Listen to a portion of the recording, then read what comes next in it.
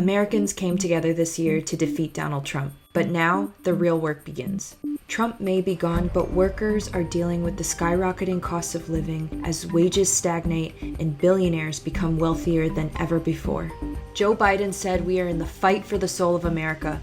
He's right. But for the next several months, we'll also be in a fight for the soul of the Biden presidency. My name is Alexandra Rojas, and I'm the Executive Director at Justice Democrats. At Justice Democrats, we're working to create a Democratic Party that fights back and delivers for working people. We helped build the squad by recruiting and electing Alexandria Ocasio-Cortez, Jamaal Bowman, and Cori because we need a Democratic Party right now that fights for voters, not corporate donors. Communities of color face the crisis of systemic racism, as Black and Latino Americans die at a rate nearly 3 times higher than white Americans. And Americans of all backgrounds confront the entrenchment of Republican minority rule through gerrymandering, attacks on voting rights, Mitch McConnell's obstructionism in the Senate, and packing the courts with right-wing judges. We're going to have to act on the outside and work with our allies on the inside to make sure Biden meets this historic moment and delivers on the mandate the American people provided him by using every tool at his disposal. So where do we go from here?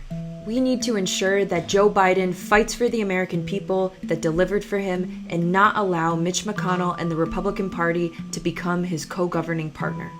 Democrats didn't turn out for Biden and defeat Trump by millions of votes to then turn around and allow McConnell to rob our ability to govern or pick our cabinet.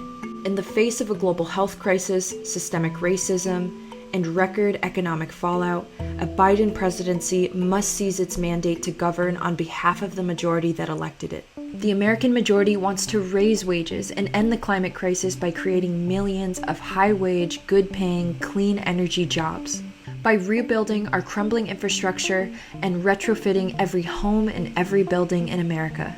Starting with the low-income communities on the front line of this crisis, the American majority wants to take on the insurance and pharmaceutical industry by providing healthcare and low-cost prescription drugs for every single American and hiring nurses all across the country. The American majority wants to take on systemic racism by reducing our jail and prison populations. Creating new agencies of first responders like emergency medical services or firefighters to deal with issues related to addiction or mental illness that need to be remedied but do not need police. And investing in communities disproportionately impacted by the war on drugs or mass incarceration. Our strategy at Justice Democrats is to invest in diverse, progressive, working-class candidates to better align the Democratic Party with its base.